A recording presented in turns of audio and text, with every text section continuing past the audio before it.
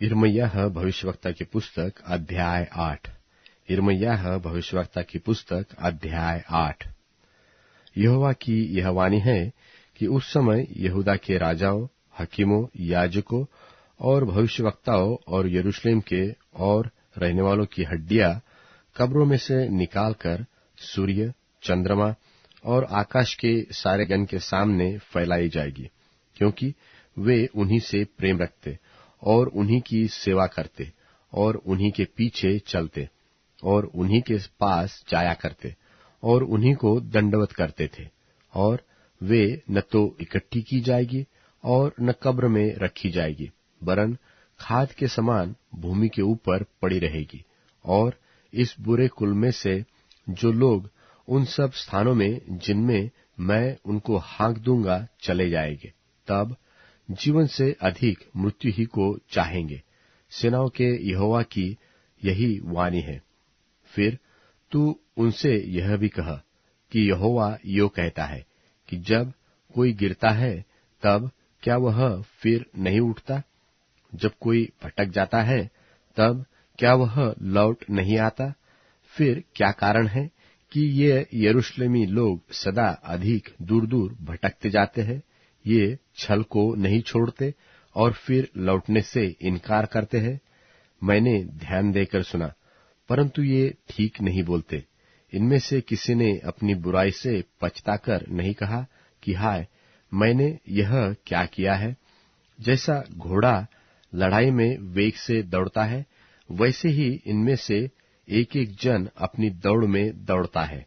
आकाश का लगलग अपने नियत समयों को जानता है, और पंडुकी और सुपाबेना और सारस भी अपने आने का समय रखते हैं, परंतु मेरी प्रजा यहोवा का नियम नहीं जानते।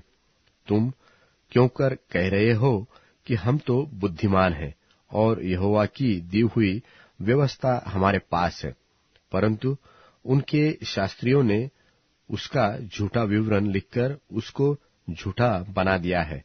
बुद्धिमान लज्जित हो गए हैं, वे विस्मित हुए और पकड़े गए।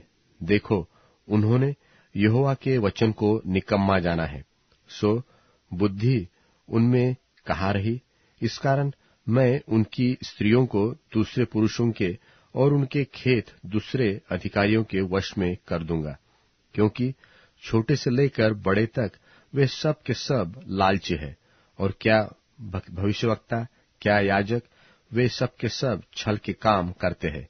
और उन्होंने शांति है ऐसा कहकर मेरी प्रजा के घाव को ऊपर ही ऊपर चंगा किया, परंतु शांति कुछ भी नहीं। क्या वे घृणित काम से लज्जित हो गए? नहीं, वे कुछ भी लज्जित नहीं हुए। वे लज्जित होना जानते ही नहीं। इस कारण जब और लोग नीचा खाएंगे तब वे भी नीचा खाएंगे, और जब उनके दंड का समय आएगा तब वे भी ठोकर खाकर गिरेंगे। यहोवा का यही वचन है।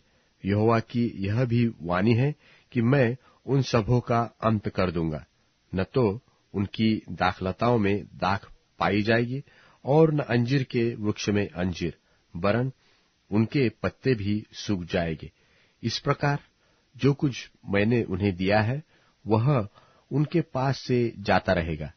हम क्यों बैठे हैं?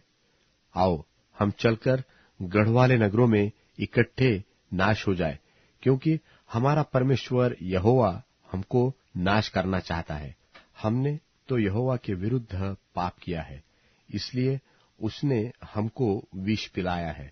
हम शांति की बाट तो जोहते थे, परंतु कुछ कल्याण नहीं मिला, और अच्छी दशा हो जाने की आशा करते तो थे, परंतु घबराना ही पड़ा है। घोड़ों का फुराना दान से सुन पड़ता है, और उनके बलवंत घोड़े के हिनहिनाने के शब्द से सारा देश कांप उठा। और उन्होंने आकर हमारे देश को और जो कुछ उसमें है और हमारे नगरों को वासियों समेत नाश किया है। क्योंकि देखो, मैं तुम्हारे बीच में ऐसे सांप और नाग भेजूंगा जिन पर मंत्र न चलेगा, और वे तुमको डसेंगे। यहोवा की यही वाणी है। हाय हाय, इस शोक की दशा में मुझे शांति कहां से मिलेगी? मेरा हृदय भीतर ही भीतर तड़पता है, क्योंकि मुझे अपने लोगों की चिल्लाहट दूर के देश से सुनाई देती है। क्या यहोवा सिय्योन में नहीं है? क्या उसका राजा उसमें नहीं?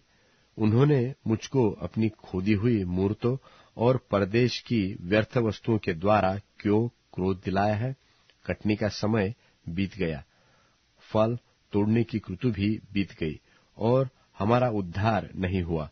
और अपने लोगों के दुख से मैं भी दुखित हुआ। मैं शोक का पहरावा पहने अति अचंभे में डूबा हूं।